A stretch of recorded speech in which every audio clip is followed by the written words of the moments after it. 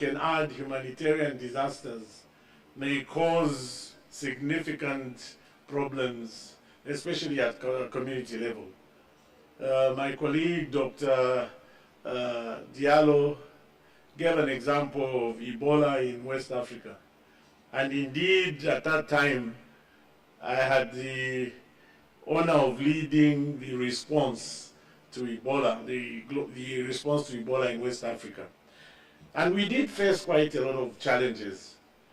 Before that, I've also had a lot of experience around responding to vaccine-preventable diseases, new and unidentified conditions like a condition, hemorrhagic fever conditions that was discovered in Zambia, which really presented in an unusual way. And so putting those experiences together, I'll start by saying, we all know that outbreaks begin in communities and end in communities. And therefore, if we really are going to be talking about strengthening our capacity to respond to outbreaks or public health events, we really need to focus on strengthening our community responses. First of all, I'd like to highlight the fact that in many outbreaks that we've experienced, the biggest challenge at the community level has been coordination. And one of the things that you see money flowing like manna from heaven is when we have outbreaks. All of us, partners, governments, civil society, find money to pour into these communities. But then you ask yourself, how much coordination is there? How much duplication is there? So my first comment would be that we need to work around ensuring good communication and good coordination at country level, and indeed at community level. Without coordination at community level, we will be extending the lifespan of these outbreaks by many, many months, if not years. And I can give an example of when we had Marburg in Angola, and not these recent Marburgs we're experiencing. That each partner then, Angola had challenges in terms of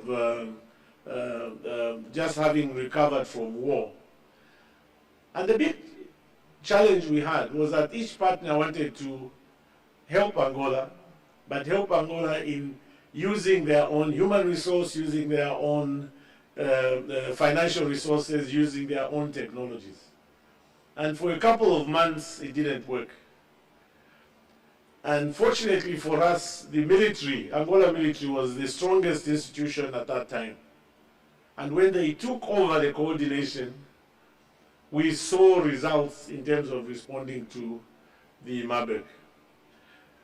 So message number one, that coordination is not necessarily a Ministry of Health responsibility. It can be the strongest partner or the strongest national institution that should be given that responsibility to coordinate. The other issue I picked up is around risk communication and community engagement. On this one, again, I'll give an example of when we were in Kekedu in Guinea. Unfortunately, the former Minister of Health in Guinea, Diallo, is not here, or is he sitting somewhere? One of the things we learned was that language and culture is dynamic even across borders. In Guinea, it's French. In Liberia and Sierra Leone, it was English. So most of the technical information were translated from the official languages. So in this corner of Liberia, Guinea, and Sierra Leone, that's Loko, then Kalaun, and Kekedu, the materials they were using for risk communication were translated from the respective language. So, for example, in French, when they talked about Ebola, they said the translation into the local language was literally Ebola is an infectious disease. When you get it, you die. In the English part of Sierra Leone and Liberia, it's an infectious disease, it causes mortality, but if you present to hospital early, you survive. What we didn't know is that the local African language in that triangle was the same. So imagine the person across the border speaking the same language, arguing with somebody across the border to say, look, where we come from, the material were translated from French, and French is a language of science. Therefore, when we tell you that you die, you die. And then the other guy says, no, we are speaking the Queen's language. They're saying if you go to hospital. So there was a total confusion. And what we saw was that the behavior within the community was to take the average, which was hide the bodies, hide the illnesses. Because if you are in Guinea, they've told you will die. Why would you go to the hospital? If you go to Sierra Leone, they'll say you may survive, but you have to go to the hospital. The hospital is 20 kilometers away. Why would you go there? So communication, especially of the risks and the condition that you're dealing with, is important. Local leadership. I'm not talking about national leadership. I'm talking about the local leadership in that community. I think those are the people who know exactly what is going on in their community. And again, we need to ensure that we engage them, we explain to them what we are doing, we listen to them. And if we are not understanding each other, bring in people who they believe. And in many cases, these are the chiefs, the local chiefs who they believe in whatever they say. And it's very clear that in most pandemics and epidemics, if a local leader says don't do it, the population is unlikely to do it. And we saw it in COVID in Ghana. The local leadership in the western part of Ghana, the Volta region, did not believe in vaccines. And the uptake of vaccines in that part of Ghana was the lowest, in the 40%, and mostly in the urban settings of that province. Why?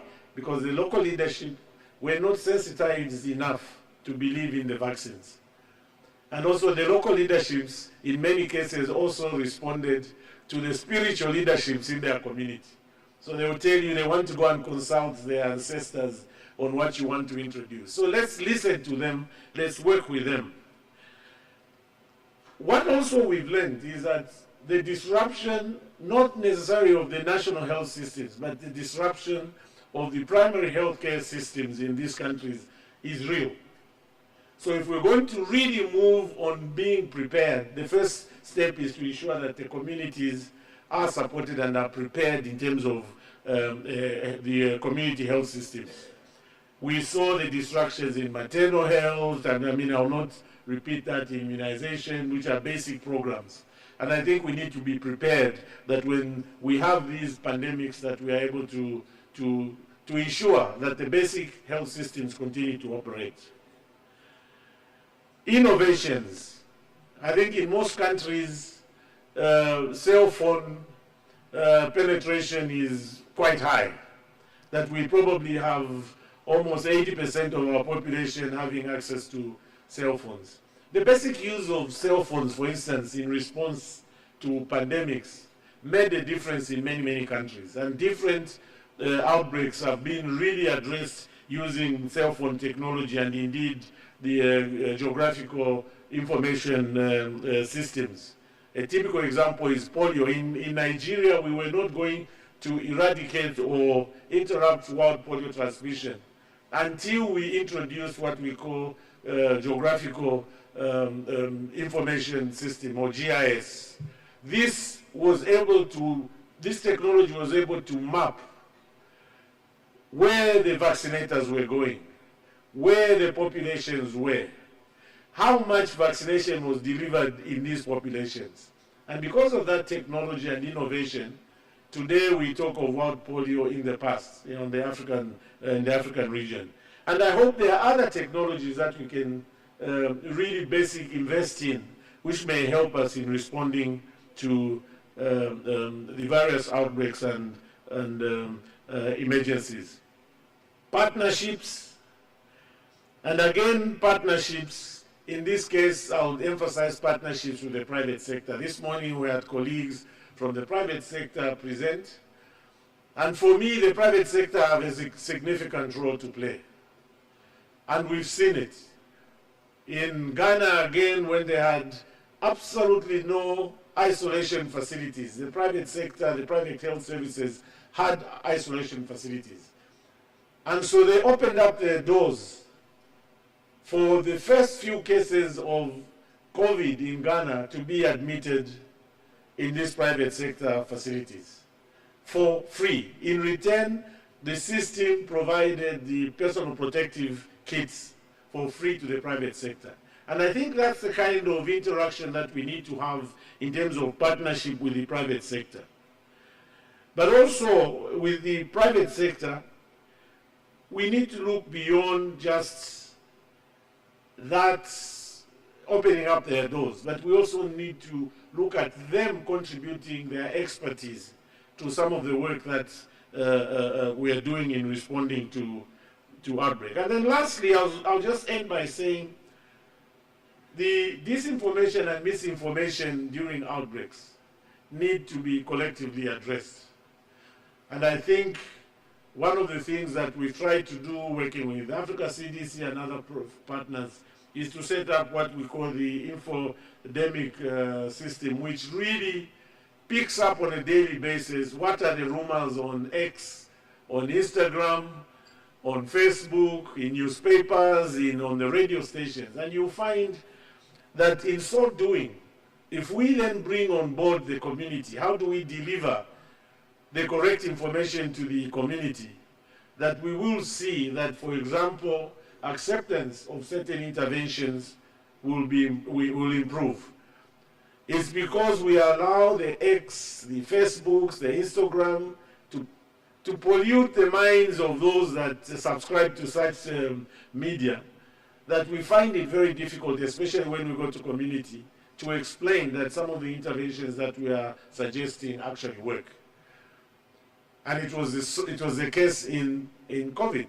It was the case in Ebola. It's been the case with cholera. That basic things of saying, somebody just writes and says, the shrub in my yard can treat Ebola. And everybody starts queuing to get part of that shrub. Because nobody is really responding to ask the right questions. So you're telling us that that shrub treats Ebola. What is the content? What is the name of that shrub? In your local language, and you find somebody who starts stammering because they don't even know the name of that shrub. So how can you give something to another person if you don't even know the name of that shrub? So it's important to invest in infodemic, to really kill the disinformation and misinformation.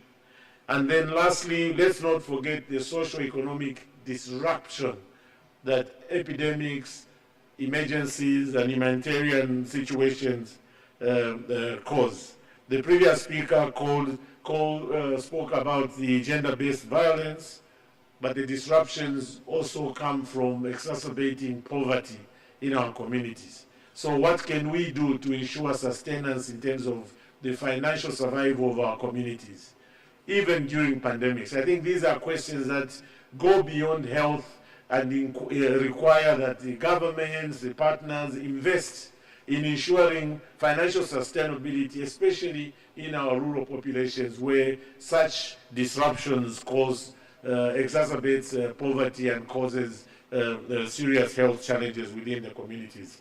So I'll pause here and say those are some of the reflections from this morning and afternoon's presentation, and I'm sure there are quite a lot, and also end by saying outbreaks begin in communities and end in communities. So let us really work hard to ensure that we have resilient community health services in our countries and in our counties or provinces. Thank you very much. Thank you, Dr. Kasolo. Much appreciated. Let's appreciate him one more time, please. I would have loved to open it up for a question and answer, but we have a breakout session, and maybe they could have the program again projected. That was a high-level conversation with Dr. Francis Kasolo from the World Health Organization and Professor Marlene Timmerman, who's from the Center for Excellence in Women and Child Health. So thank you. Shortly, as I mentioned, that's our QR code for the program. We'll be having 3 sessions, and if I could just maybe call out the moderators for the breakout sessions. We have 2 panel discussions taking place right now. The first panel discussion will be looking at the role of private sector in health emergencies. I'll repeat, this is the first panel session looking at the role of private sector in health emergencies, to be ably moderated by Dr. Amit Thaka, who's the chair of the Africa Health Business. And after which, we will have the next panel discussion looking at fostering national public health for better pandemic preparedness, sustainability, and threats to security. That will be ably moderated by Dr. Patrick Osewe, who's a senior director from the Regenesis Business School. So we'll have those 2 panels, and after which we'll do a breakout session. And I'm kindly asking for the following to kindly meet on the far end of the room. That's we have Dr. John Loy, from the University of Nebraska. We also have Job Akuno from AKU. We also have Dr. Duncan Irungu from the Amref University. So those 3 that I've mentioned as the moderators for the breakout session. If you could kindly meet the technical team on my right, that would be great for consultations. So without further ado, ladies and gentlemen, are you ready for the afternoon panel? Are you ready for the next panel now? So please don't feel lost, but if you have any questions, please reach out to us. That's the program we have there. We will just take the floor as we go along. So let me invite on stage the gentleman who will be moderating the session, Dr. Amit Thaka, who's the chairman, Africa Health Business, to come up on stage. Let's appreciate him, please. And we got your request. You still want to hear a lot from what the conversation around BioVax as an opportunity to, see how we can improve on local vaccine production. So help me welcome Dr. Ranjan Mishra, Chairman BioVax, to come on stage as well. Dr. Mishra, Karibu sana. And last but not least, Team Theory from the Kenya Healthcare Federation, the CEO, to also join the panelists on stage.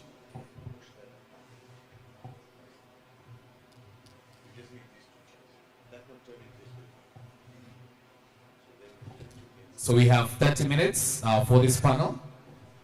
We have just about 30 minutes for this panel, so I'm going to invite all of them to come up.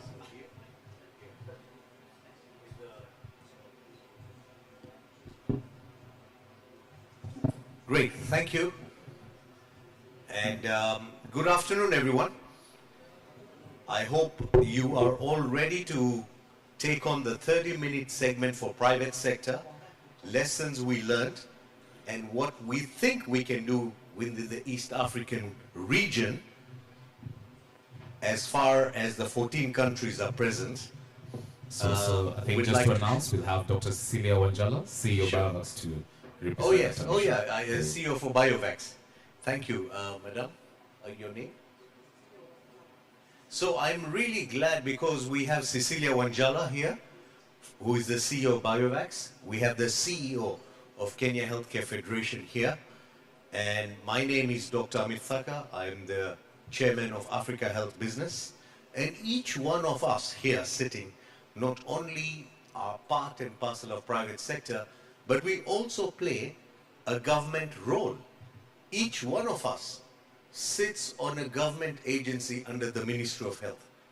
Each one of us is equally invested in the growth of the private sector within the region. So the conversation is going to be pretty interesting, and we have 30 minutes. I'm going to ask you just 1-2 questions and comments, and then eventually, you have to switch both of you. Yeah, I think that will make great Can I have Cecilia closer to me? So Tim agrees to that switching, and he's ably done so. And then we'll leave about 10 minutes for Q&A so that we can get many of you trying to engage. So for the first 3 minutes, I'll ask Tim to respond, and then I'll get Cecilia to respond, and I'll brief up with another question, then I'll come back to the audience so that you can ask questions either from your country or queries that you have about the private sector. Does that format work for everyone? Are we ready? So Tim, really from your perspective, if you can take a short 3-minute interlude to let us know what are the key lessons you learned about the role of the private sector during COVID-19 in Kenya. Over to you. All right, thank you, Amit. My name is Tim Theuri. I come from Kenya Healthcare Federation. We have the interesting role of taking care of the private sector in the country that's in Kenya. And we look at the entire ecosystem, the entire value chain in health. I think for me, top of my mind and what the role of private sector has been is, one is collaboration with government, especially when it comes to resource mobilization. All the speakers who've come before us in the morning have talked about collaboration, they've talked about innovation, they've also talked about support for logistics and infrastructure. And in some of the countries represented in the room today, we had private sector outside of health coming to save the day when it came to COVID pandemic. For example, we had beer companies take the vaccines deeper into the countryside because of the logistics reach that they had. When it comes to things like research and development and innovation, I think the WHO desk informed us that among the first diagnoses for the hemorrhagic fevers we had in the continent were done outside of the continent. So that goes a long way to show how and what private sector can do. More recently, over the last 2 weeks, we've had the US, through the executive order of the president, say that some things will not continue to happen, or there's a stay as we observe what is happening. And now more than ever, private sector needs to come in and fill some of those gaps.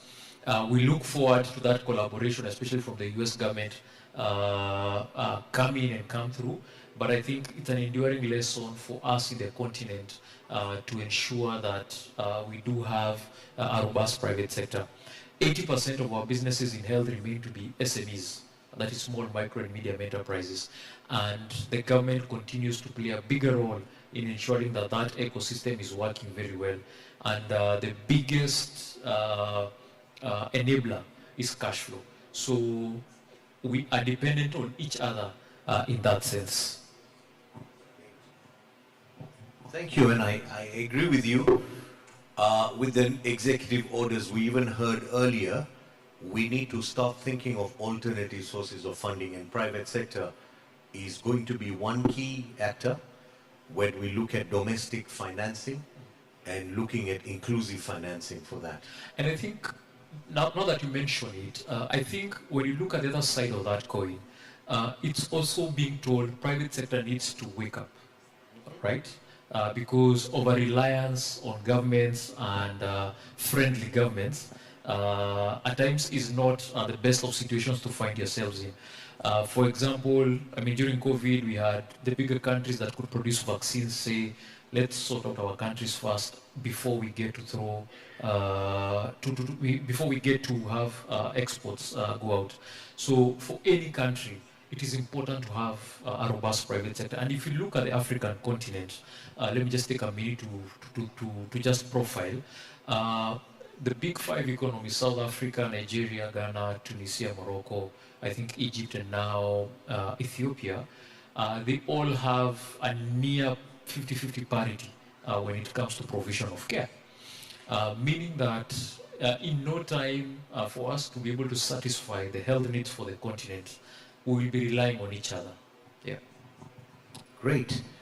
it gives me a nice segue to you.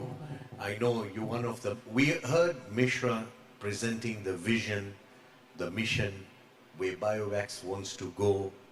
Sisi, what's your view on the role that the private sector should play right now in preparing for a future pandemic? Where do you think we need to actively participate?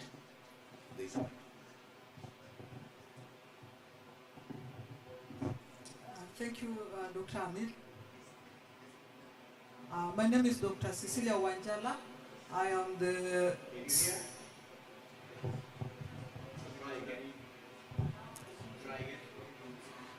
good afternoon. Yeah, my name is Dr. Cecilia Wanjala, the acting CEO at Kenya BioVax Institute. When I speak about the role of the private sector, I would like to look at it from the manufacturing perspective, in that our role here in emergency preparedness has to do with manufacturing.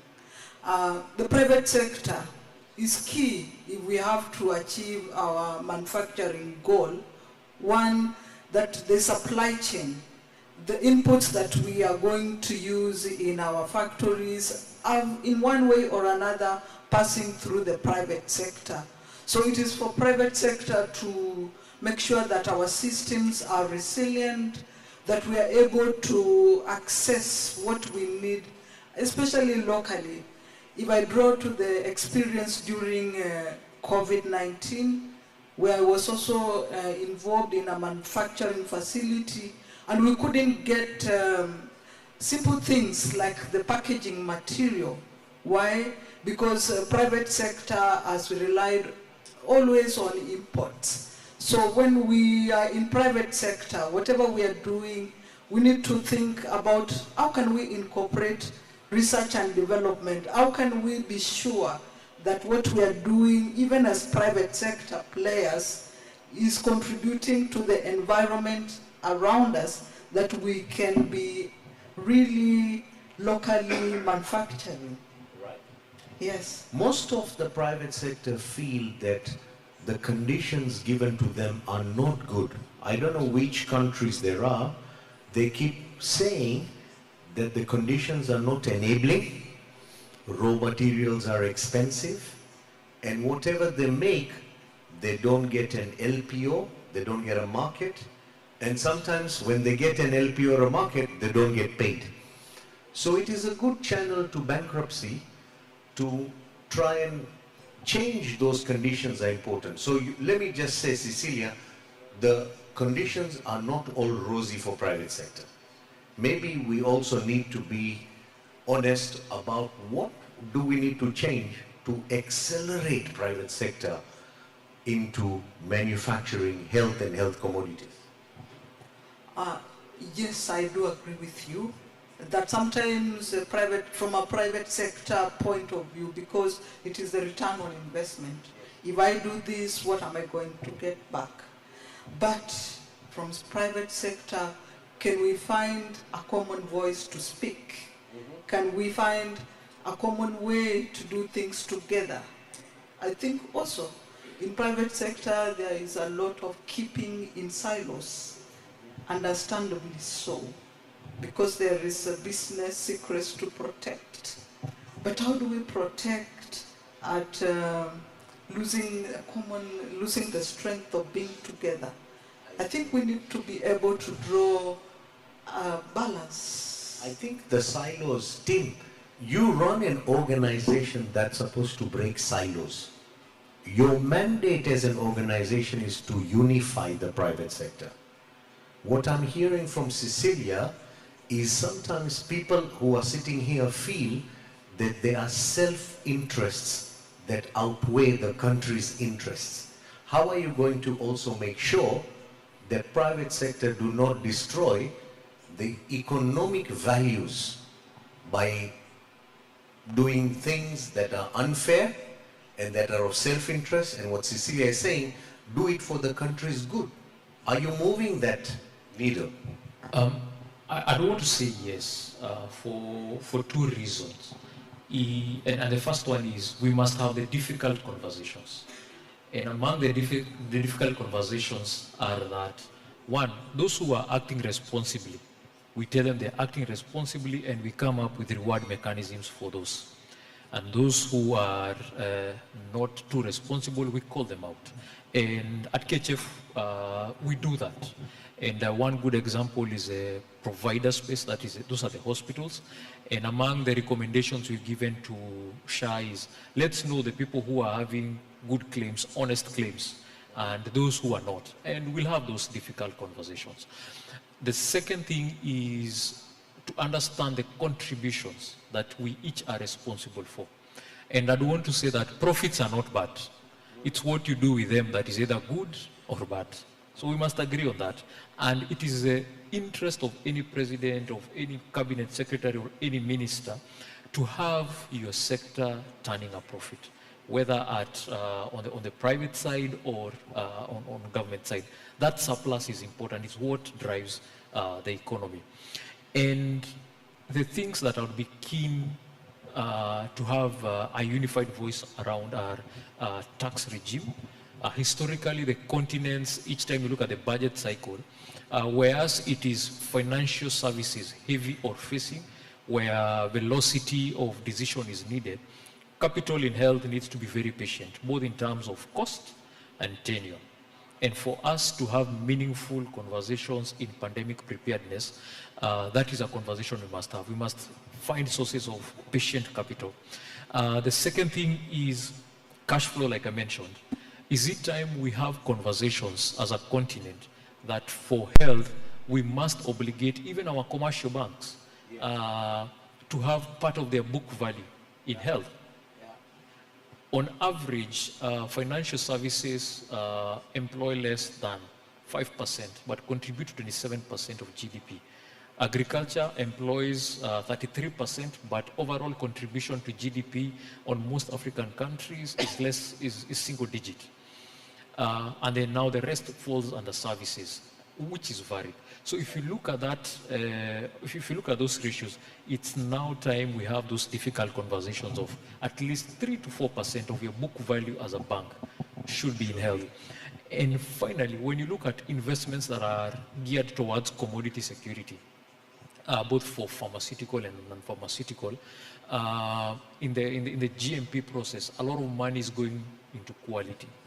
So we must find good middle grounds where we're able to tell the government as a sector,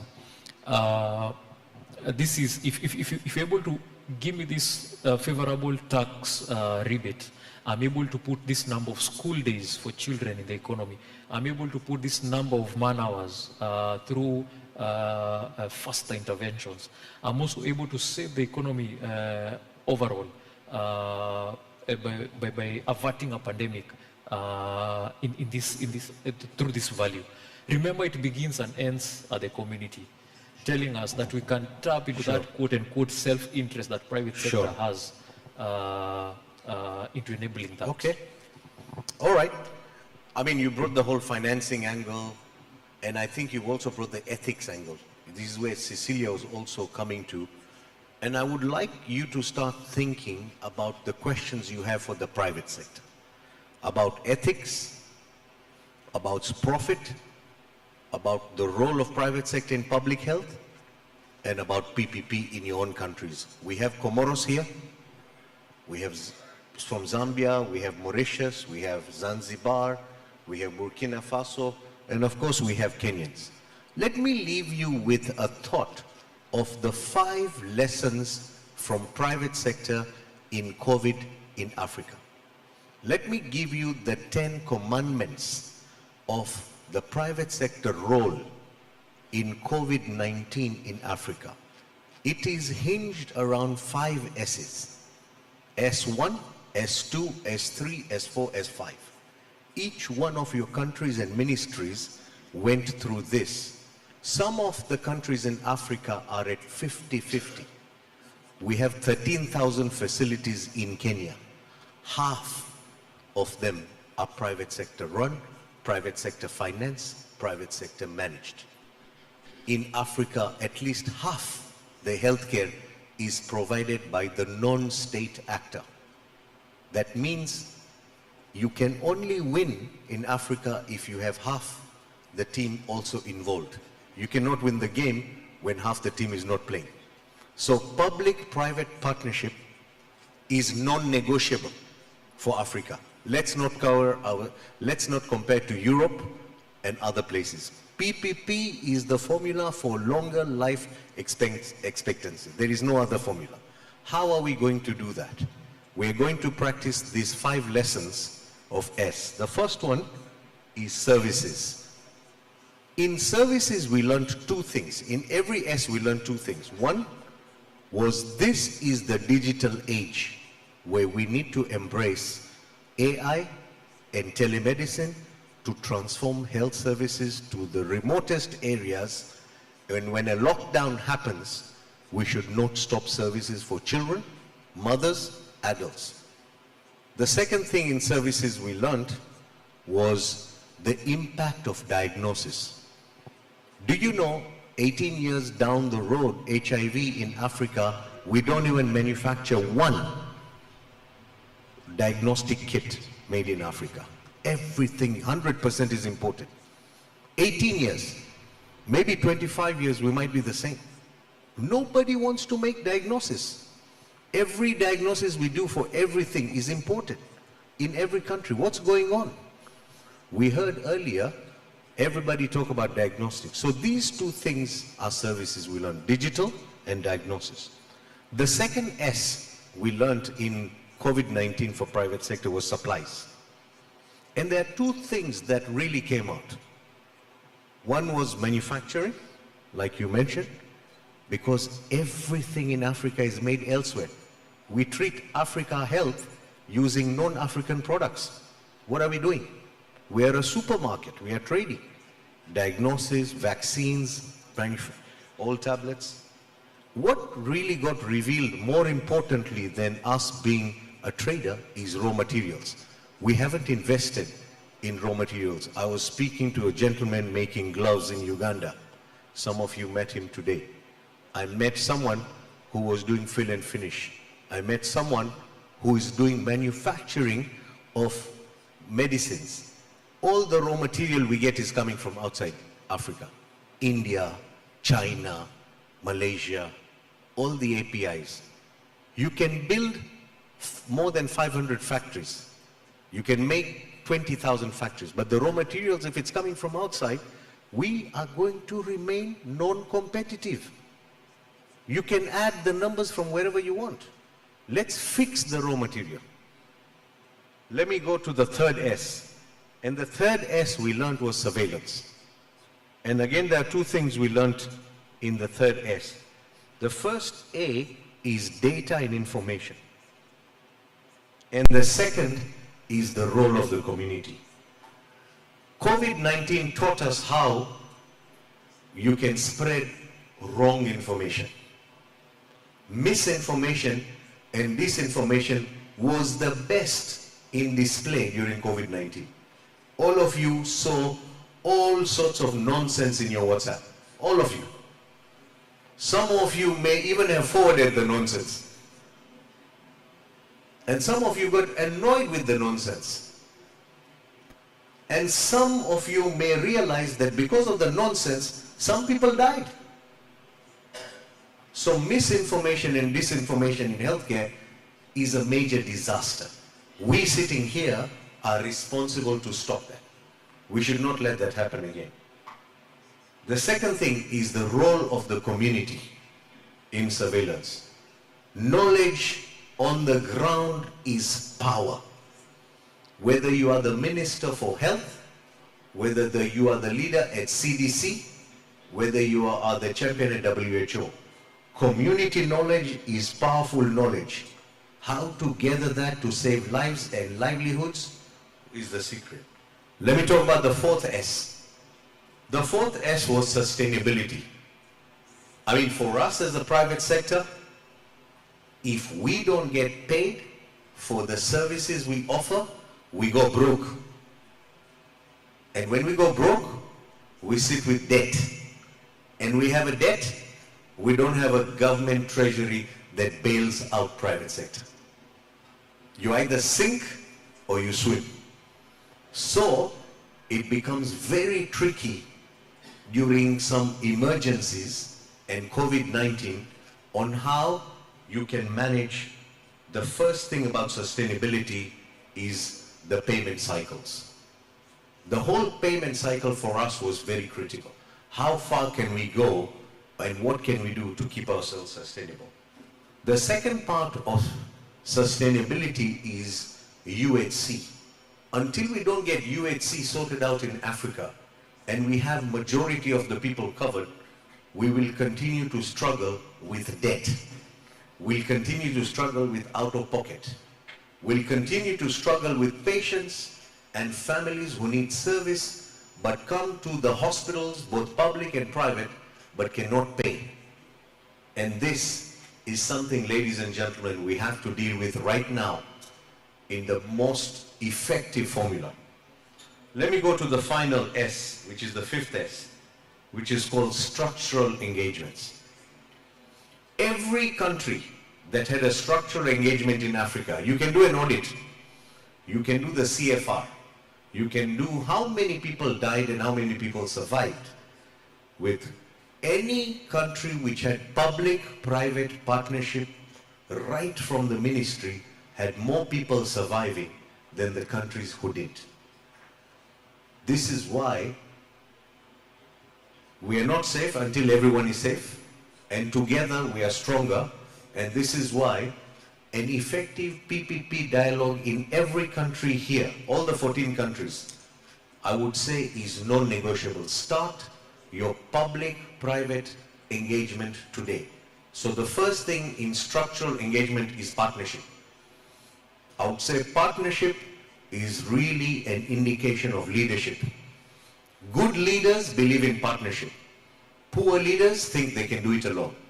And the population suffer because of poor leadership. And the second thing that we learned about structural engagement is collaboration. Respect everybody's views. Listen to technical experts. Even in the United States, we were telling the leadership to listen to technical experts. Right? Detergents do not kill germs, on a lighter note. So, experts know exactly what to do. And this is exactly what we mean. Collaboration is the new innovation.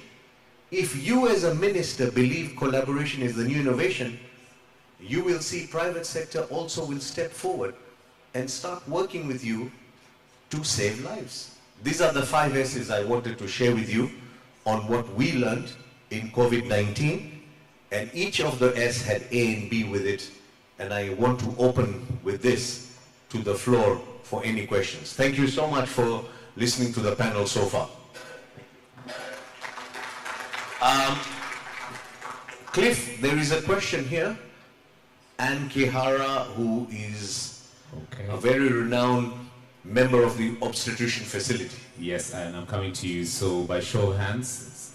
Show of hands, questions. Thank you. I have my 3 questions. I think I'll leave it at that, just for the sake of time. And say hello to everyone. Introduce yourself. Good afternoon, everybody. My name is Professor Kihara. I am the president of the International Federation of Obstetricians and Gynecologists, but very rooted in Kenya. I'm also a lecturer at the University of Nairobi. I just want to add one more pertinent S. And the S I really want to bring on board, and I really wish we could all listen to, is multi-sector engagement. For the longest, health speaks to health. It is very clear.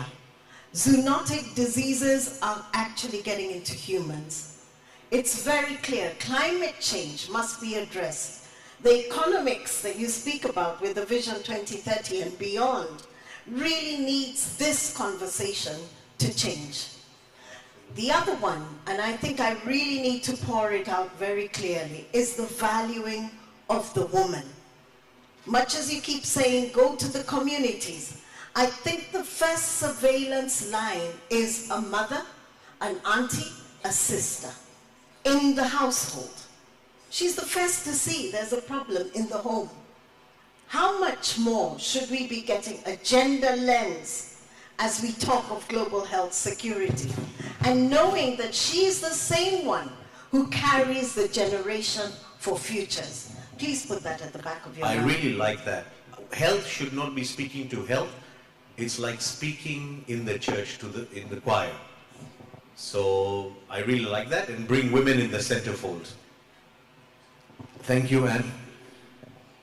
My name is Ambrose Talisuna, and I work for the WHO Liaison Office to the African Union and the United Nations Economic Commission for Africa. I really want to challenge ourselves and to start thinking out of the box, especially with respect to A little closer, could you hold the mic closer? Public-private partnership. We've had these discussions several years, several decades. A couple of years ago, I used to work at the Ministry of Health. We even